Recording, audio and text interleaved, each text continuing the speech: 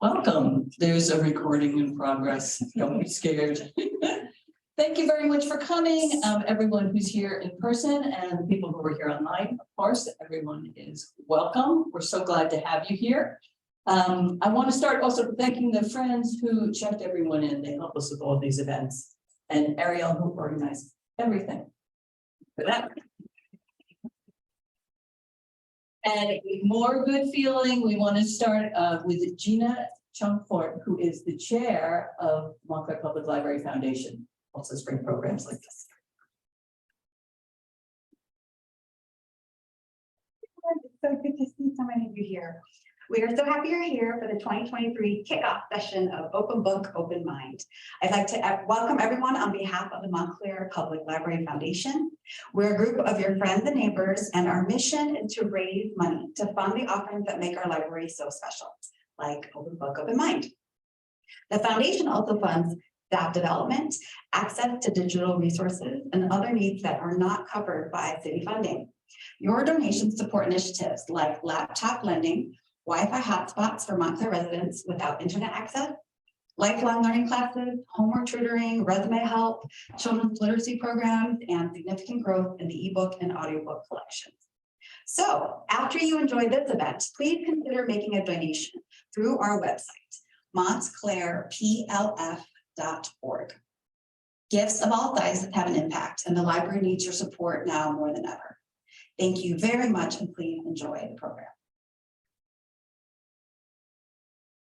We just want to reflect a little bit on this Open Book, Open Mind program. As Gina said, this is our first of the year, and we're having a remarkable year this year. We're doing everyone from poet laureates to rock stars and everyone in between. Present company. So first I want to acknowledge Dave Jones, who is here today. He was one of the founders of Open Book, Open Mind. And Jen Dorr was the co-founder, and Kate Tuttle, along with Dave again, is the current co-chair. And I recently learned what kind of the motto of Open Book, Open Mind is, and I want to share it with you. It's an open door to top writers and thinkers. So that was their initial intention, to bring people into the library and have these kinds of discussions. And I'm sure most of us here are readers, and I know many are writers as well. And it's such a joy to be able to talk to someone about a book when you both read it, you know, and fight or have ideas. It's so enriching. And to have a chance like this, to have the author of the book here talking with such a distinguished journalist and a really excellent interviewer.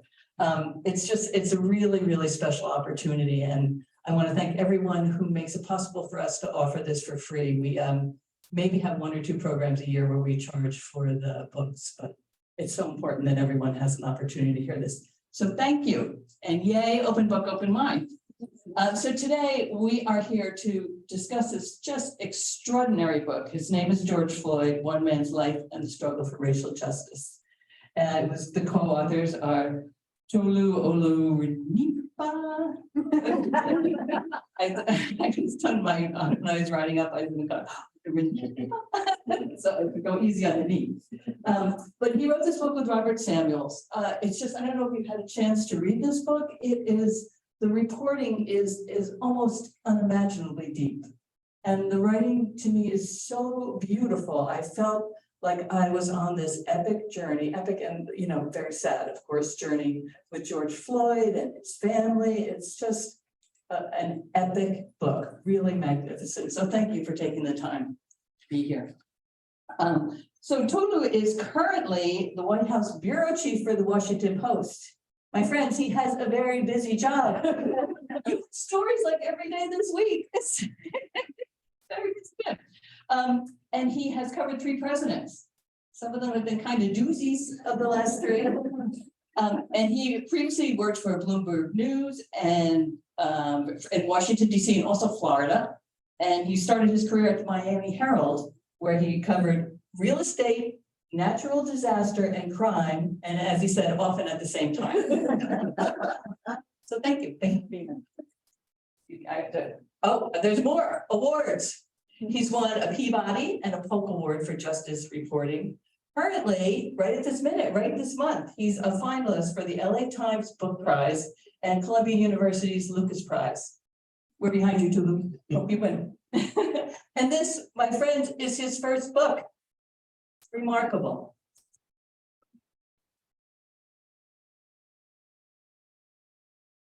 And Toulouse, we talked with Jon Fortt. He has been at CNBC since 2010, and he is currently co-anchor of CNBC's Closing Bell Overtime. And he has two really interesting things I want to call your attention to. One is Fort Knox, which is a digital show where he interviews one-on-one entrepreneurs, creators, CEOs. It's really remarkable. And the other is an online resource called The Black Experience in America.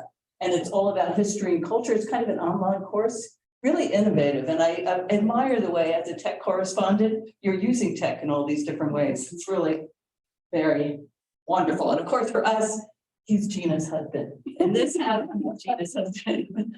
And I think that's all I'm going to say. Well, Jon also worked for Fortune Magazine, Business 2.0, and started at the San Jose Mercury News, the hometown newspaper of the tech industry. So you're in deep. So without further ado, I want to thank you all once again for coming. And Jon, over to you. Thank you. Thank you. We're not going to talk about Tallahassee? Yeah. Okay. Yes.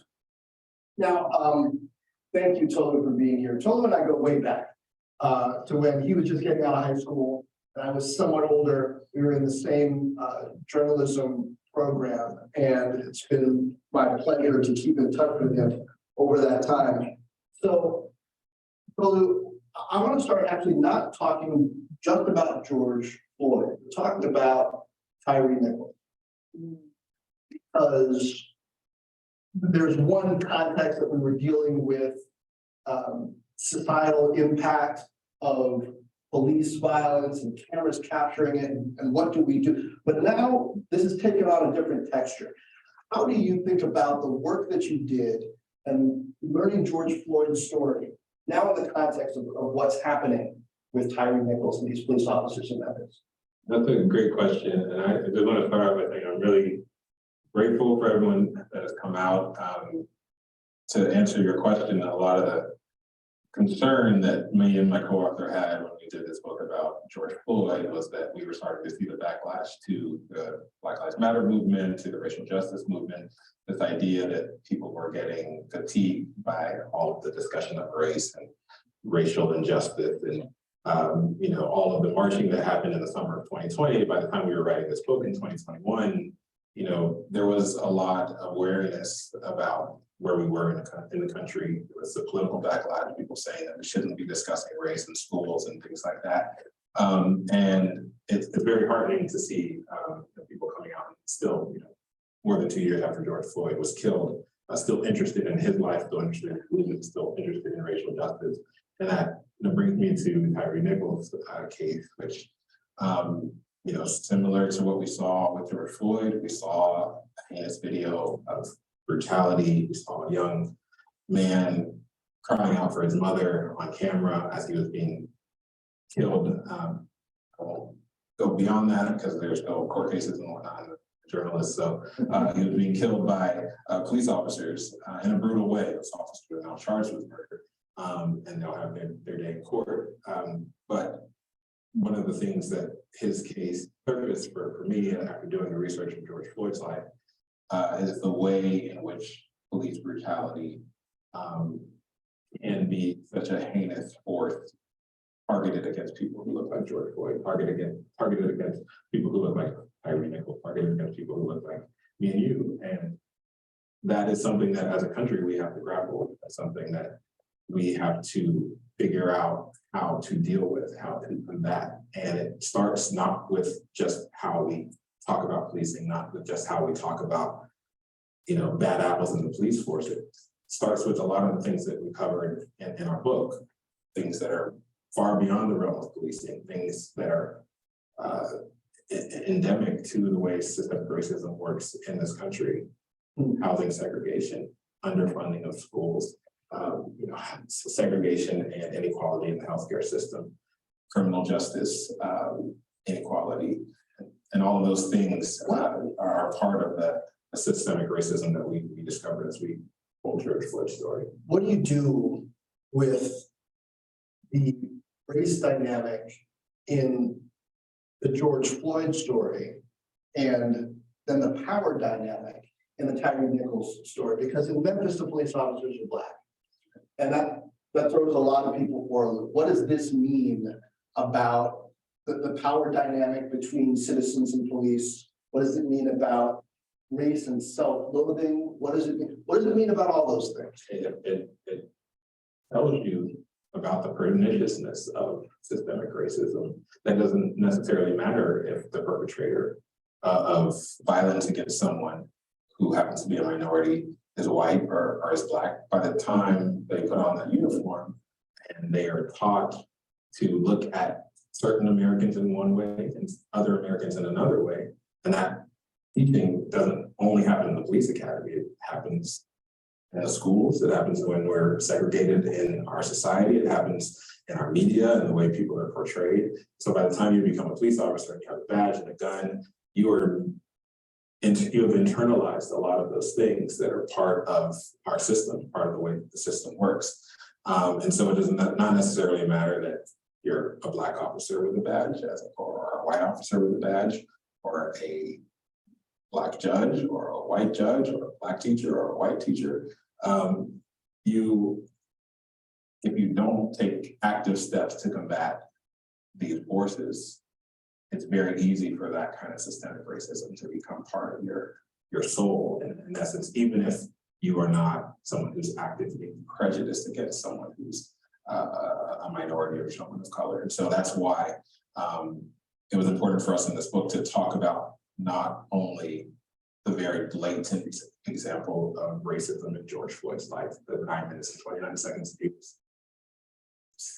his life was snuffed out by a white police officer, but to go back and talk to the teachers that taught him in segregated schools, or to go back and talk to his neighbors who lived in a housing project that was segregated because the government designed it to be segregated back in the 1940s and allowed it to continue to be segregated all the way up to the 21st century, to go and talk to his coaches, people who he grew up with, and people who served time with him, to talk about the police officers that he dealt with that were never caught on camera, who in many cases were involved in misconduct and were involved in this wholesale arresting of people who looked like George Floyd on petty drug crimes during the war on drugs. And so it was important for us to conceptualize all of that and contextualize all of that so that people could understand that George Floyd's death was heinous, and it was an example of the kind of brutality that we would never countenance as a country, but the way that he lived, the way that he was treated as a Black man in America long before he met the officer who killed him also involved a lot of that kind of brutality. It just doesn't happen to make the news. It's not caught on camera. It happens slowly over decades. And so we wanted to really delve in with research and with really in-depth reporting to tell that story so that people could feel that same level of outrage, that same level of intensity that they felt when they saw him die on camera, as they saw him live in the book, in the pages of the book, as they saw him live as a Black man in America and all of the challenges that came along with that. Let me see if I can bring this home at another level too. George Floyd was murdered in Minneapolis. Tyre Nichols was killed in Memphis. We're in Montclair, and each of those incidents might feel farther and farther away from some of the dynamics that you're talking about. But Montclair, there are power dynamics in this community too. There's a legacy of segregation, say in schools, that the school system has tried to counteract and to fight. And there are very few, it seems to me, places that are neutral ground in communities. I think a library is one of those places, right? It's publicly accessible. Nobody, books are there for everyone to have. That's why libraries are important. Are we losing neutral ground in communities? Is reclamation of neutral ground, a way to deal with some of these power dynamics that we see at work, whether it's tilted specifically toward race in the policing in Minneapolis, the power dynamic in Memphis. I think it's a really insightful question, in part because there's so many forces that are working against people being able to have these kind of conversations, people being able to come to a space like this and discuss these things. There are forces that allow our societies to be segregated, economic forces, forces when it comes to development, and there are political forces as well. People benefit from being able to segregate people, being able to play people off one another, having us against them mentality. Even libraries and books themselves are under siege in this political environment, where people are being told that certain books should not be put on library shelves and certain things should not be discussed because of that same sentiment of political interference in some of these spaces. And so it is an uphill battle to be able to kind of defend those spaces and, like I said, reclaim those spaces that are neutral ground, that are open spaces where people can have these kinds of conversations. But in this current environment, things have become so polarized that it's very rare to even see these kinds of conversations taking place. It's very rare to have an open space where these kinds of conversations can take place, without things evolving into sort of political infighting, which you get so often. And that's why we wanted to write a book that stepped away from the moment and the passions around George Floyd's death. The book didn't come out until almost 2 years after he died. It was built on a series that we ran in the Washington Post that ran in October, about 5 months after he was killed, because we wanted to take the time to tell the story and to present the set of facts in a way that was removed from the political bickering, the political back and forth, and that was so fully researched and told in an in-depth way, so that it's not an he said situation. These are the facts. This is the history. That is how a number of things led to George Floyd being on that corner on May 25th, 2020.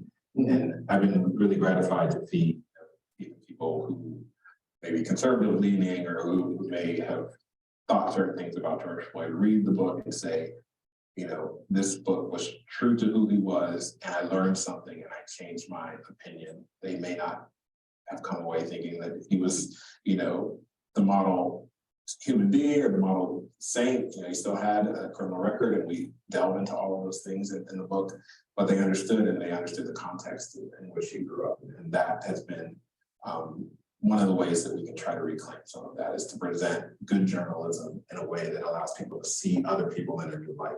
It's rare, it's hard in this click-based society, but that's one of the things that we wanted to do with this book, was to provide that kind of context for people. And the book reads like a novel. It also reads like it was written by someone with a BA and a master's in sociology from Stanford, which you have.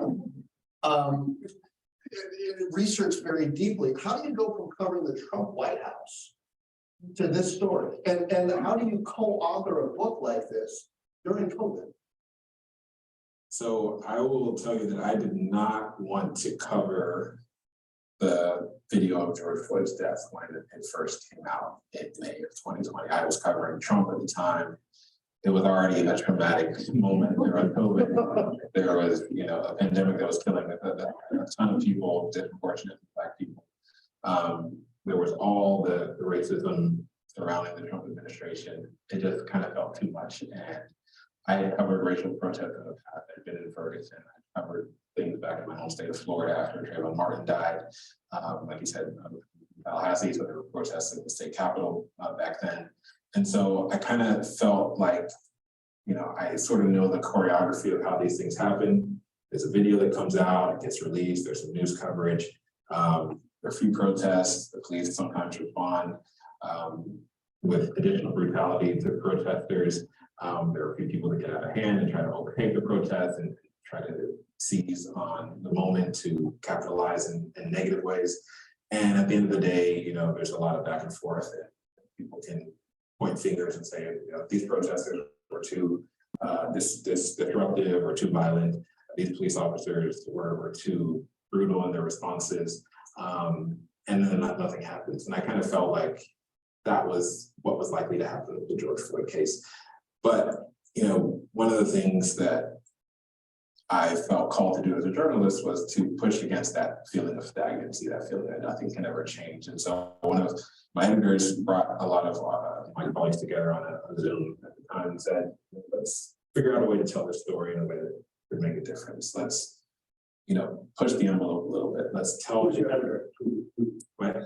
my editor is actually a white Republican man named Steven Ginsburg, who, to his credit, wanted to engage with this subject on a deeper level. He saw what was happening in the streets. He saw that people who previously had ignored some of these past protests were starting to question things and question themselves and wonder whether they should be doing things differently. And so we saw it as a moment in which we could engage with some of those open minds, people that were starting to think about things in a different way, who may have been unwilling to do so in the past. And so he said, let's think about one way we could tell George Floyd's story that would allow people to see how systemic racism works in America in the 21st century. It's a hard concept for a lot of people to grasp. You know, we don't have burning crosses. We don't have largely, most of the time, we don't have burning crosses. We don't have, you know, fountains that say colored and whites only. And so it can be hard for people to see how systemic racism works in America. But he said, George Floyd is someone who was killed on camera in such a heinous way, and people were so animated by his death. Let's explore his life and see what we can find out about how he lived and to what extent systemic racism operated in his life. And we just started off on that journey. And When you say we, who was it? it was myself, my co-author, and 4 other lead reporters, and we each took a piece of the puzzle. You know, I wrote about George Floyd's family history and how his ancestors had come to America basically at the start of the foundation of this country as slaves, and who worked hard after receiving their freedom and actually were able to amass a decent amount of wealth, but had all of that wealth stripped away during a period of racial terror and during aftermath of Reconstruction, and how that led to successive generations of George Floyd family living in poverty, passing down this curse of intergenerational poverty, and never being able to get ahead at why George Floyd was born poor. And so I took that piece of the story. I had colleagues that took the criminal justice piece of the story and were able to explore how policing had happened in George Floyd's life before he met Derek Chauvin, and the fact that there were corrupt police officers who had arrested him before, and how he had largely been caught up in the war on drugs. He had a substance use issue, but rather than getting treatment, even when he asked for treatment, he was met with harsh punishment in Texas and sent to prison for long periods of time when he needed was substance abuse treatment. We had another colleague that wrote about his experience in the healthcare system and how he also experienced racism while trying to get treatment for his various ailments. We had a colleague that focused on the housing part of his life and how he grew up in a underfunded housing project. Another colleague took on the education piece. And as you read the book, you'll see that a lot of those same structures are in the way that we told his story in the book as well. But that was the genesis of it all. But just 2 of you wrote the book. Yes. How did you cut the others? Well, I will say my colleagues are very, very helpful and just great. Myself and my co-author, another Black man, we're both just so moved by the way the story struck us. We both were kind of in that same space where we had been the reporters who had been called to cover racial justice protests in the past for whatever reason, but we were often one of the first people called to go to the Is it really whatever reason? But well, that's the question. Is it really a question? Let's deal with that for a moment. I mean, Yeah. how much of it is you understand the environment you're not going to be seen as an outsider, but the people who are seen as being the most excitable. Right. And you know how to handle yourself with the authorities. There was a good amount of that. So we were set to, and also being, being relatively young and sort of, somewhat expendable. And also having, a sense for, invincibility and whatnot, when editors are looking for who to send into an active protest zone where there's, tear gas and flashbangs and, the potential for live rounds of ammunition, there's a limited number of people who they think will say yes.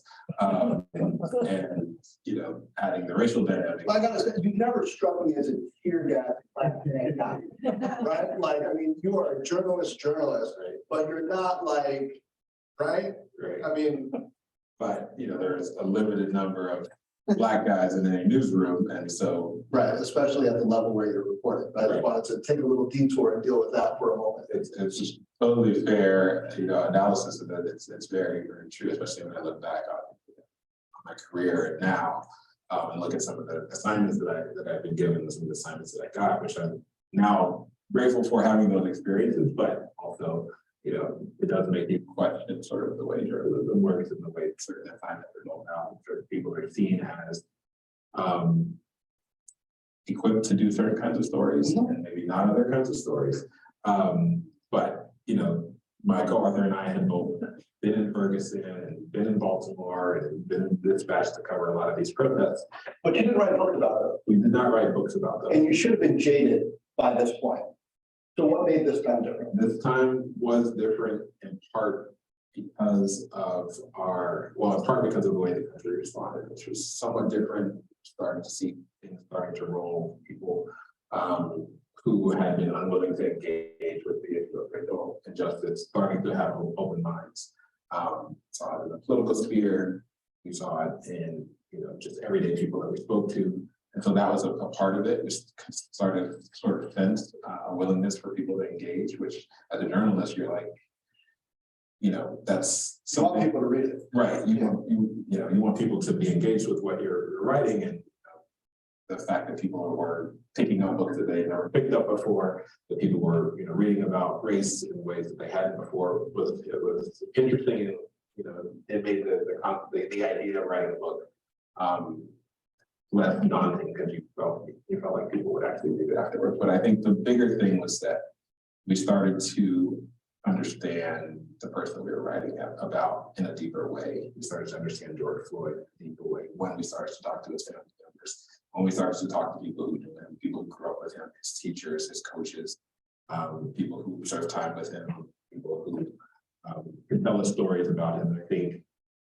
it was very easy for us to connect with this idea that the stereotype that people not only is different from what you feel about yourself. Something the George Floyd experience, being 6'6", 200-something pounds, but also being the kind of person who would go into a room and take everyone's hand because he didn't want to feel intimidated by them. Also the kind of person who would go around saying, I love you to people who he knew, people who didn't know that well, people who were men, women, children, because he wanted to spread more love in the world. And so we felt that we were starting to get to know this person, and we felt compelled to learn more. The series was great. It was one opportunity as journalists to do what journalists do and get to know an issue, get to know a person that you're writing about. But we left the series with a sense that there was much more to do. What haven't you done in the series, and who? I mean, at the Washington Post level, somebody's always looking out to see if there's a book, right? Because you got that capability and you got the platform. But what didn't you have in the series that you thought you could get more of? And who was determined to see if there was a book in it? Well, I'll say first, the book happened before the trial. So, sorry, the series happened before the trial. And so we were reporting the book when we didn't necessarily know how the story was going to end. We didn't know if the officer would be convicted. We didn't know if they'd be acquitted, and if there'd be a new conflagration over that. And so we knew that there was a bookend to this story that we couldn't do in a series just because of the timing. And so we knew we wanted to figure out what was going to happen with the trial. We wanted to figure out how the country was going to respond, not just in the immediate aftermath of George Floyd's death, but also over a longer period, because there is, Right. Echoes, right? There is that history of, there being a sense that things might change, but then and people getting weary or getting exhausted. So we wanted to tell more of that story. And then when it comes to George Floyd's life itself, there was a lot more for us to dig into. The little piece that I mentioned about family history, that was a very small part of the series. And there was a lot more research for us to do to corroborate what we had heard from the oral history from his family members. The fact that George Floyd had issues with drugs is well known, but in your reporting, you found that wasn't something that he sort of leaned into or was inclined to pursue. He was a talented student athlete and was headed to college. He,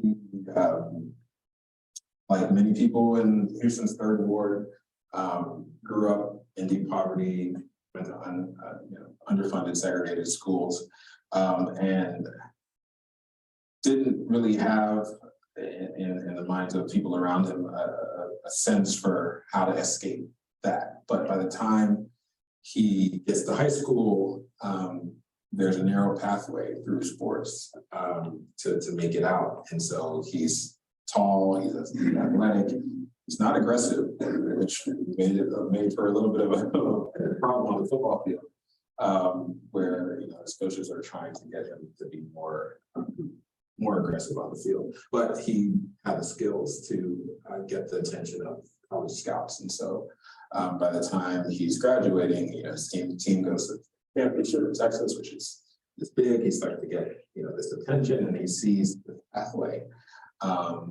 And he does actually go to college. And what's his relationship with drugs during that period? So by virtue of the fact that he's a talented student athlete, he able to sidestep the crack epidemic and the economy of his neighborhood, which was selling drugs. That was where the opportunity was. That's what a lot of the young men in his community were doing, in part because of the lack of opportunity to provide for themselves in other ways. But he was a student athlete, and so he was not magnetized and drawn into that world. Actually, he was sort of repelled from that world by people in that world because they realized that he had a shot, he had a chance to make it out, and they didn't want him to get caught up in drugs. And so he and his fellow student athletes were able to envision other futures for themselves. For him, it was sports. And so he was able to get into college on a sports scholarship. And that was the narrow sort of, there are a couple of situations in the book where you sort of see a pathway to George Floyd being able to chart a path into the middle class. That's one of them. But in a lot of those instances, whether a combination of his own mistakes and the system, sometimes more of the systemic racism than his own actions, those narrow pathways are closed very quickly. So by the time he gets to college, he realizes that he can't pass the exams needed to get on the field to play because he had gone to schools that were underfunded, that had sort of given him social promotions, and a lot of the schools had also put their attention on the sports field and less on in the classroom, because that's where the attention was, that's where the focus was, that's where Texas, Friday Night Lights, right,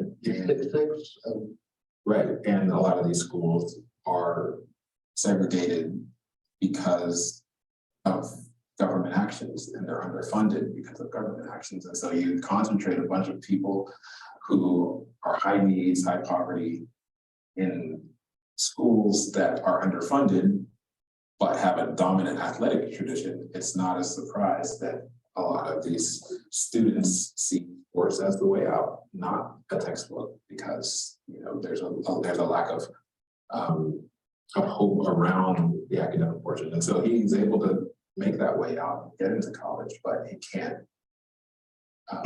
compete on the field because he can't make himself eligible through the academic process. And so it becomes a sort of a tragic moment in the book where he has to make a choice of trying to stay in school or going back home where he's got siblings and a mother and other people who are relying on him. And he at one point makes the decision, it doesn't look like I'm ever going to be able to get onto the field. I've got a bunch of people back home who were hoping that I would be the person that would be able to provide. Now this sports thing is not going to happen. I've got to figure out what to provide for the family. It's back home to Houston's third ward, and the next thing that's waiting for him is in the neighborhood is drugs and sort of how they define control.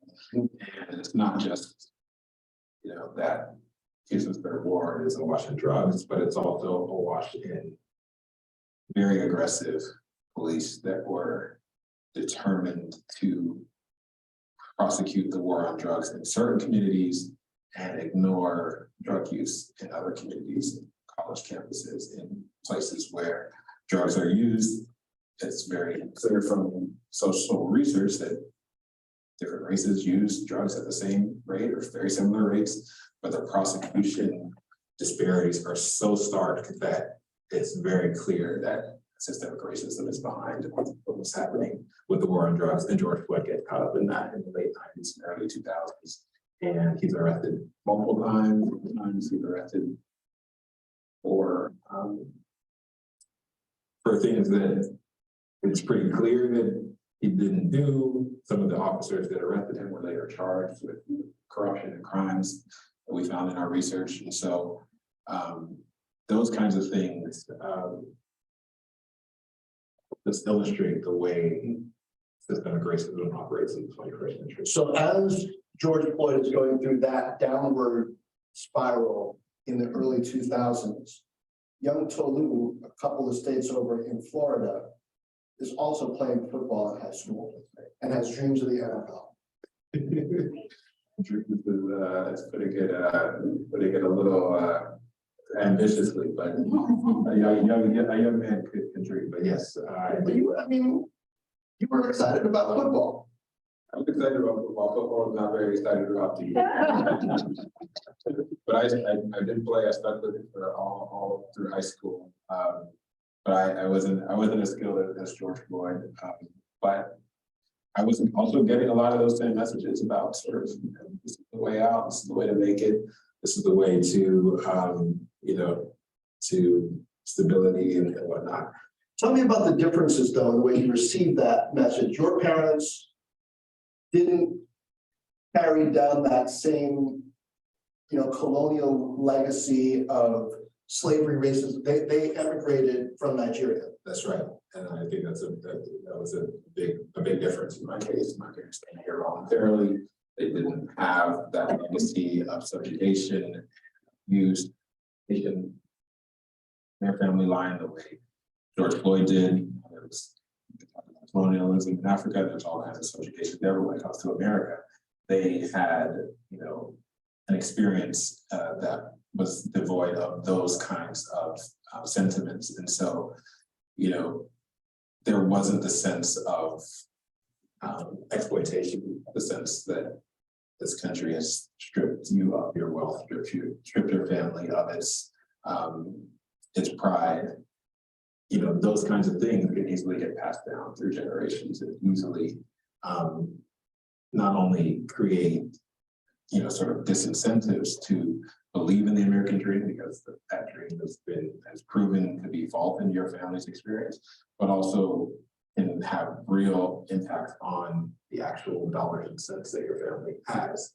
George Floyd could have come into the world as a wealthy heir of a hardworking great-great-grandfather who had 500 acres in the late 1800s and could have passed that down family wealth could have created a pretty strong nest egg for his family, but all of that wealth was taken away by whether it's fraudulent tax authorities or fraudulent businessmen who just didn't like the fact that there was a wealthy Black man living among them in the late 1800s and early 1900s.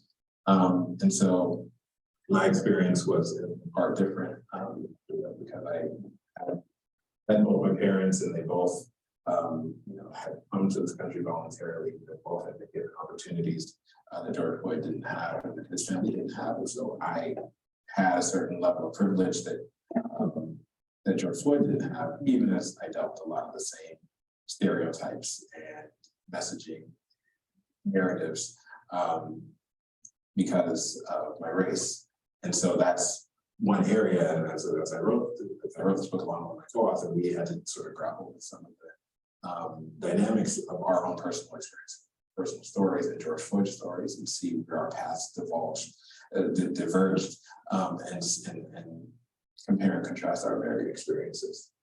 And with that, we open it up for Q&A as well. There's a microphone here.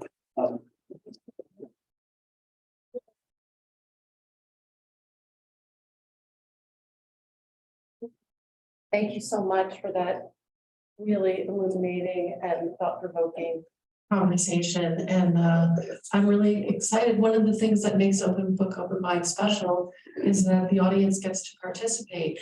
So you can see better than I can, just point at it. Okay.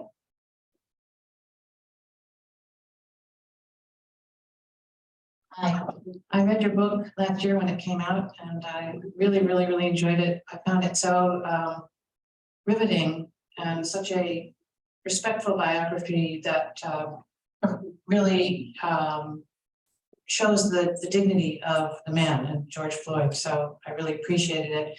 And you mentioned at the beginning of the conversation, the Tyre Nichols situation. And one of the things that's popped into my head about it is, and I'd like to hear you talk more about the family of George Floyd and how they were forced to become advocates for the movement.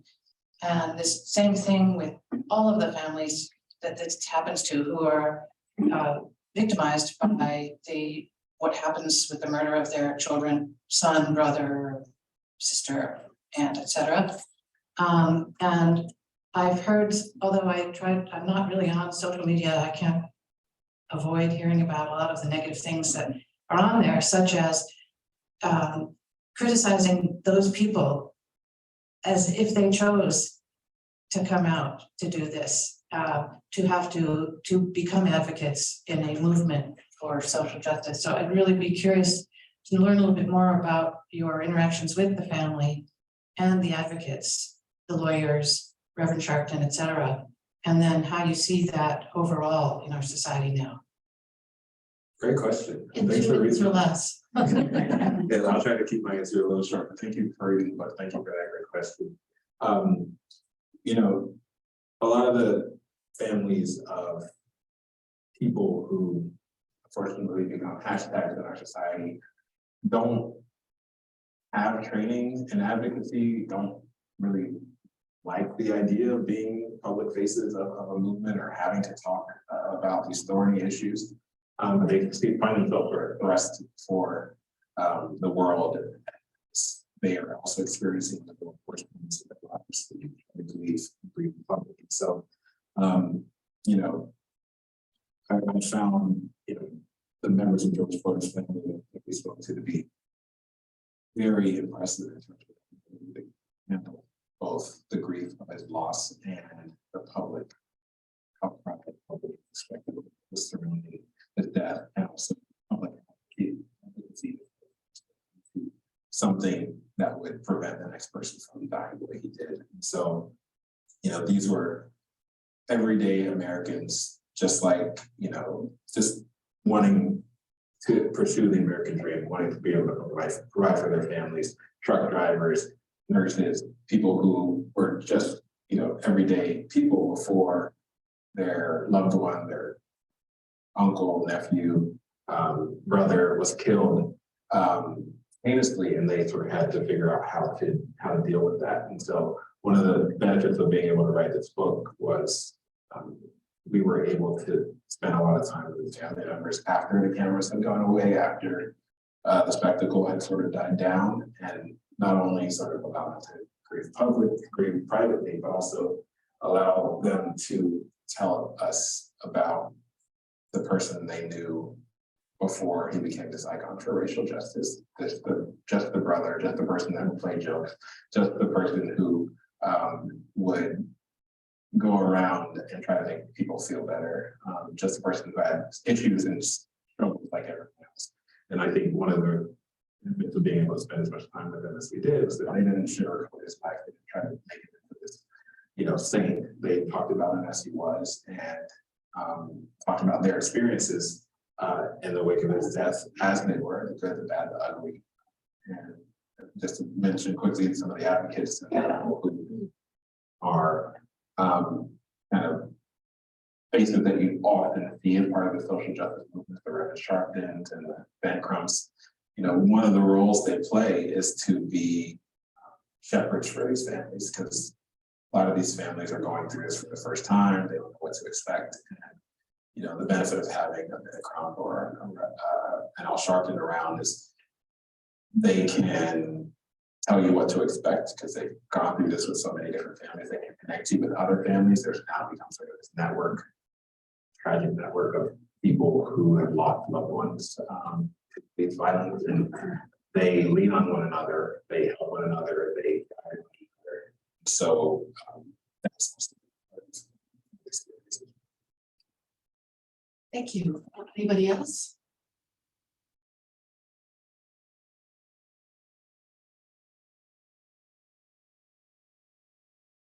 What is your stance on the connection or lack thereof of George Floyd's life and the portrayal of him and his life in the media? great question. It's a thorny question and a tough question for me because I have to do a lot of introspection around that stuff. Part of the media, work for a legacy media organization. And I'll just be honest, I think there's a lot of work that needs to be done around media coverage of these kind of incidents. First, I'll say that there is a lot of good and positive media coverage in terms of people wanting to get to the bottom of what happened, hold the police accountable. Same thing happened after Mike Brown was killed in Ferguson. Really good journalism. Police operated in Ferguson. There's a history of abuse in entire communities. And so there is some good media coverage, but I think in this age of misinformation, age of clickbait, age of fast-moving news, there's so much work to be done to improve the way media cover these kinds of incidents. I think there was a lot of misinformation about George Floyd that came out. There was a lot of stereotyping that took place. There was a lot of breaking down the story to make it fit into sort of these preconceived notions of good versus bad, right versus wrong. Someone has a criminal record, so all of a sudden that means they're a horrible person, not necessarily being able to delve into that record and see, the nuances around it. And so there were a lot of rumors that turned into news stories that later turned out to not be true or not be contextualized. And so, we do have a lot of work to do. I will say that legacy media organizations try to be accurate. We are working in a very difficult environment where there's a lot of noise, a lot of misinformation, a lot of things that look like they are accurate that gets put out there. And so it's a constant process of trying to learn how to do this better. Also to the earlier question, how to deal with family in a more empathetic way. Not every person who is associated with George Floyd wants someone to come up with a news camera and say, how do you feel after 2 days of learning that your loved one was murdered? And so there's work for us to do on that front as well, to figure out the best way to cover these things and to cover them accurately and to hold truth to powers. Thank you. Another question?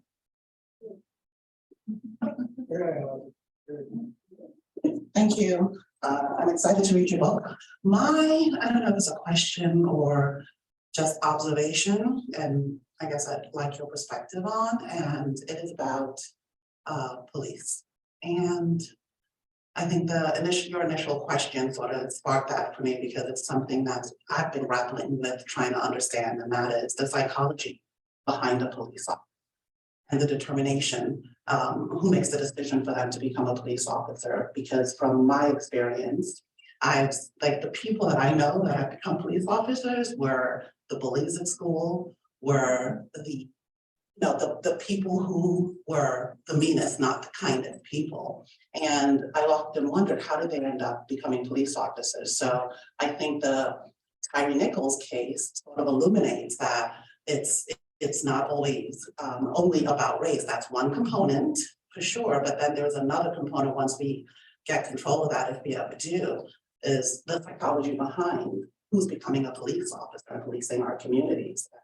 What, if anything, is being done about that within, that you know of, within? That's a great question. And chapter 6 of the book is actually about Derek Chauvin and about the policing community in which he learned and was trained and learned how to police.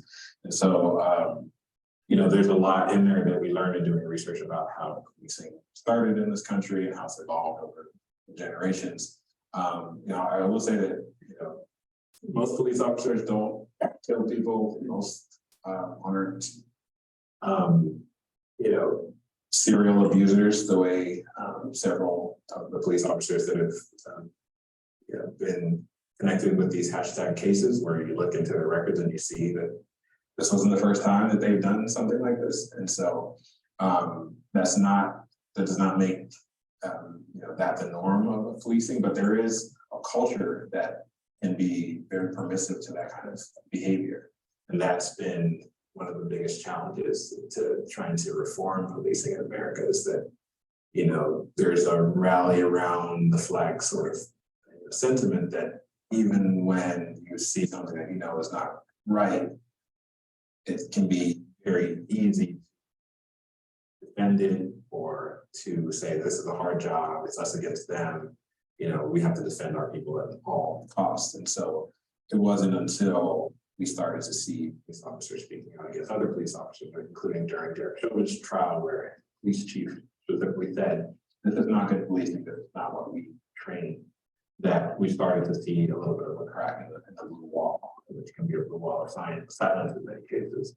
And so that is sort of the first step in a multi-step process of reforming policing, in which you have to deal with training, you have to deal with recruitment, you have to deal with the kind of people who you allow into your police department. And a lot of that was supposed to be part of the reform effort that took place after George Floyd died. It happened in some police precincts, but it never was able to get passed on a federal level to create sort of a unique standard for policing across the country. And so because there's not that standard, I think you're going to continue to see these incidents, you're going to see these problems. And it's going to continue to be an issue for every community where this kind of video happens. People are going to look and say, how were the police officers trained? How were these special units like we saw in Memphis created, and what was the oversight? How are everyday citizens able to conduct oversight over the police that they pay for with their tax dollars? And so those kinds of questions are just starting to be asked, but it's a long process to get to where things ultimately need to be reforming policing in this country. Thank you. Hi, thank you very much for this book, but this question is for both of you. What are you finding your personal feelings on this? Are you finding that there is a sense of, in the Black community writ large, a sense of being by these things?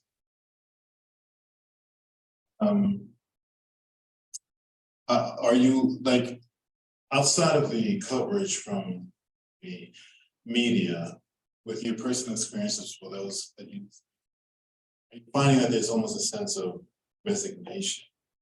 Because it seems that it continues to repeat itself. And it doesn't seem. This is both of you. Thank you. I'll jump in first. Thank you for the question, and sort of fumble my way through it. I think there is a danger of being jaded, but I'll tell you, I still haven't watched the video of George Floyd being killed because, and I had to explain it to some non-Black coworkers. To you, it's an incident, it's a video. To me, it's like a horror movie because the difference is that you can see yourself in that position and feel it viscerally. Other people, it's kind of like, oh, it's something I saw on the internet. But if I'm going to continue to exist in this society, there's some things I have to read about and not watch. And so I think a question for me is, how do you stay connected to these issues and engaged with them in ways that matter without being overwhelmed by them?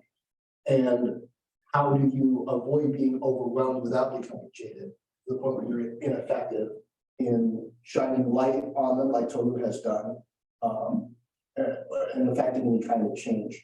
So I wouldn't speak for the whole Black community, but I do think that that's a dichotomy that we wrestle with, is how do we engage with it without being overwhelmed by it, and how do we stay hopeful without being naive?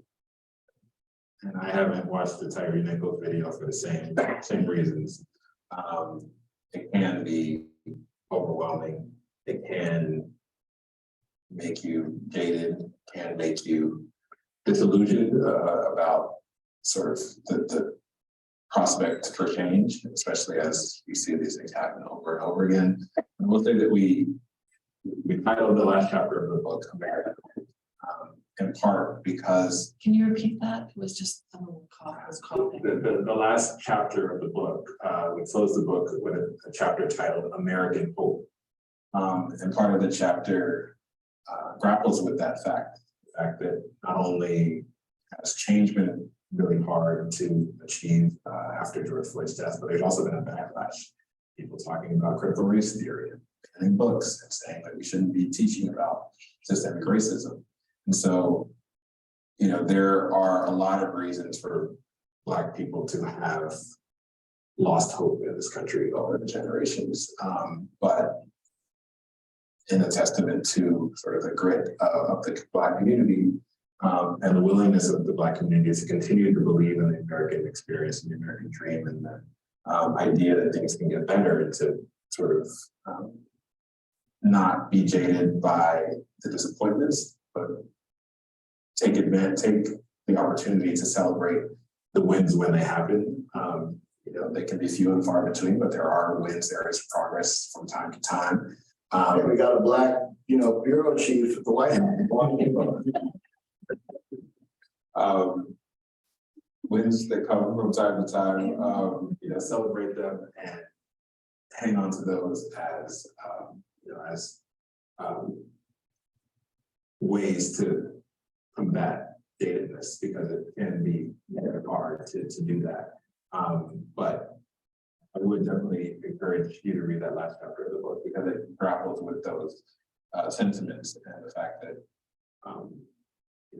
there is a long history of Black people digging deep to find hope where you wouldn't expect there to be hope, and using that to propel themselves to try to continue to make change and make this country a better place.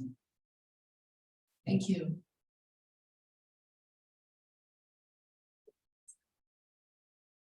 Firstly, thank you for the book and shedding more light onto the George Floyd, his life and experience. I appreciated that you talked a little bit about generational wealth and his, him missing that opportunity.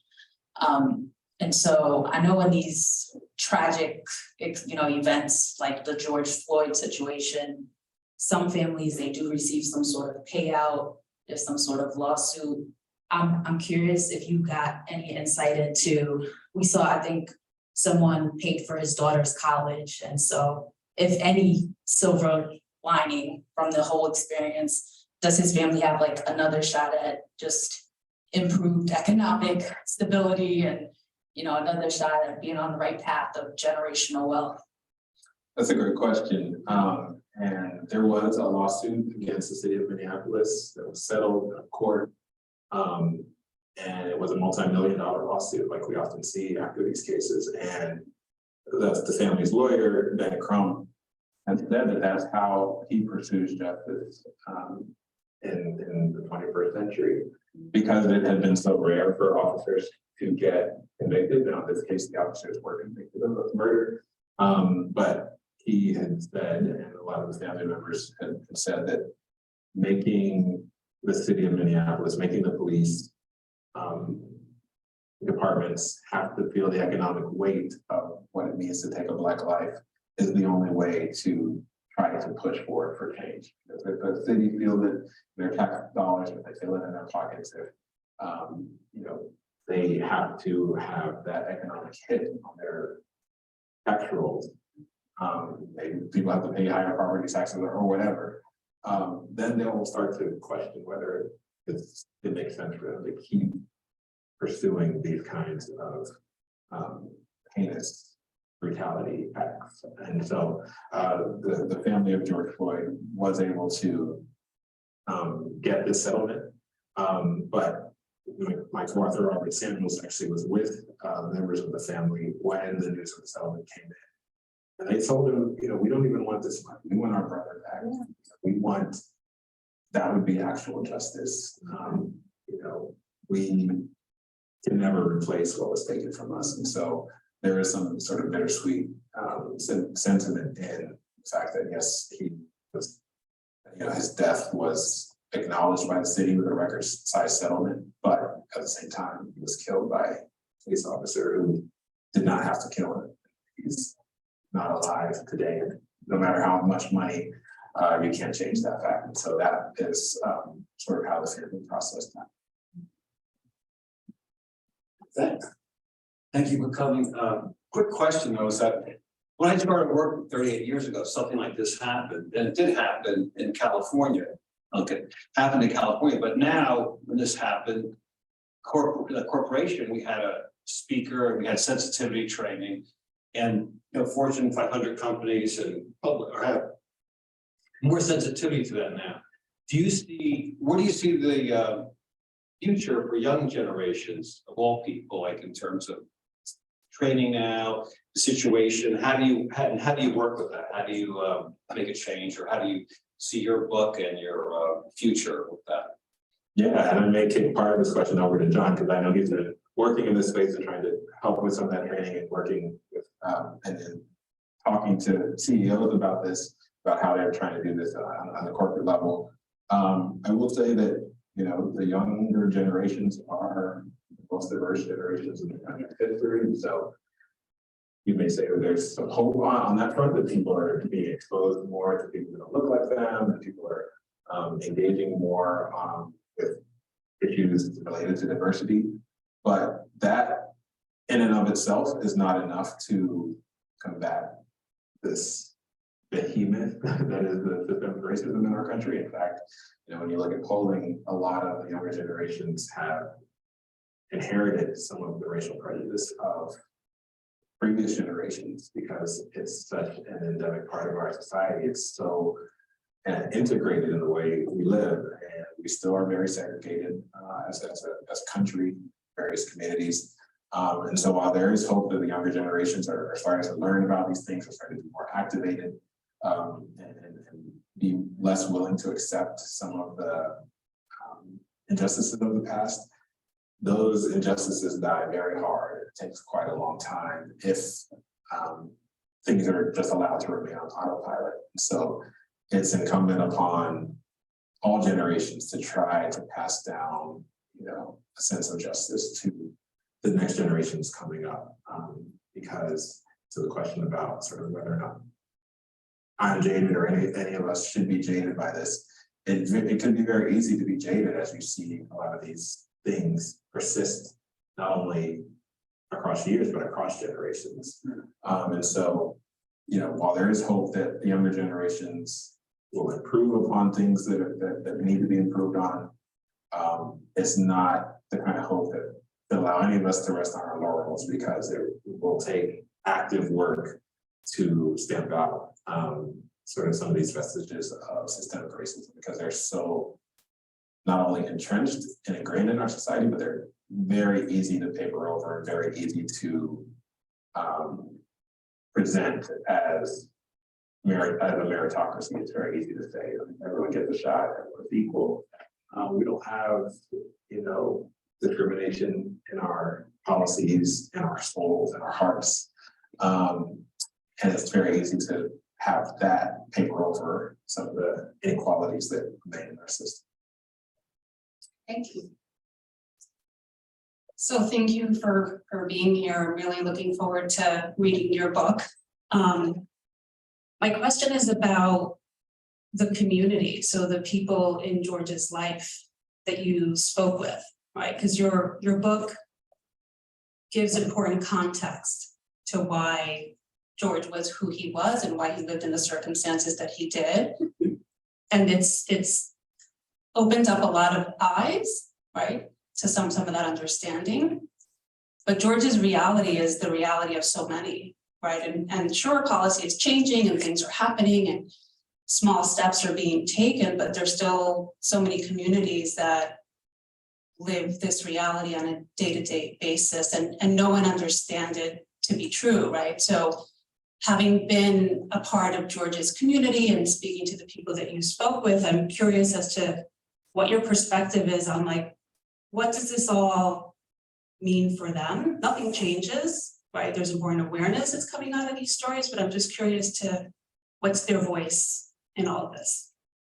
Yeah, that is a really insightful question in part because we told George Floyd's story in a way that we hope that people would see George Floyd in the lives of millions of other people like him, millions of other people who come from communities like his community, who are dealing today with the same kinds of traumas and inequities that he dealt with growing up. And not everyone is going to be killed by a police officer on camera and spark a worldwide movement.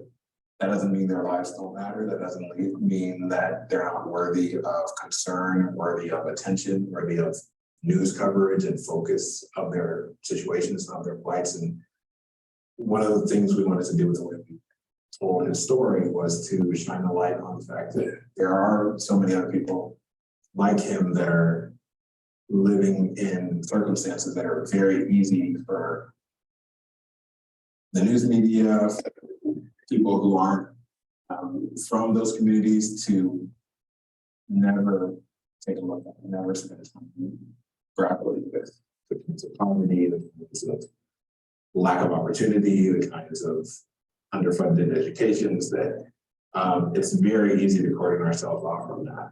It's very easy to do the right zip code for our kids and make sure that we don't send them to those schools that aren't underfunded. It's very easy to drive on the interstate and go over those communities that highways were built over that have never recovered from that kind of injustice that has been in our interstate policies.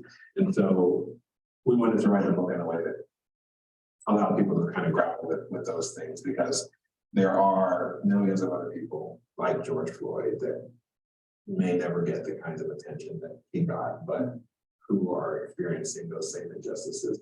So a lot of people in his actual community understand that very well and knew, even in the aftermath of his death, that the cameras would go away at some point, that they would still be left living in those communities, that change would be hard to come by. They had experienced past experiences where people had come to talk to them and ask them what they felt about someone else being killed by the police, what it meant for their community.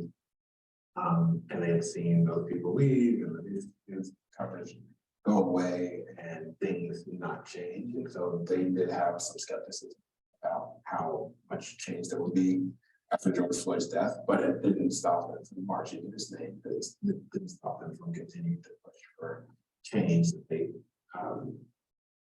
see as necessary.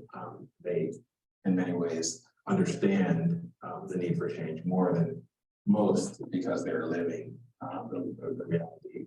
They find a lot of those realities if there's not change. It's interesting to really much hope there is in disillusion.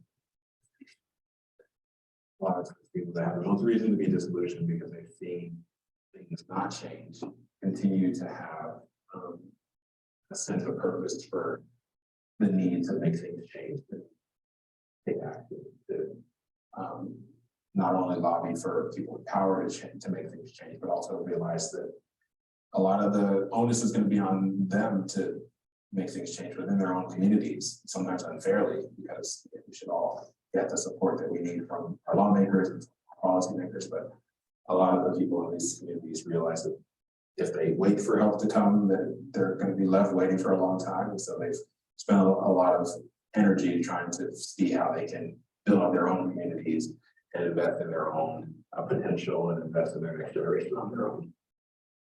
Thank you so much.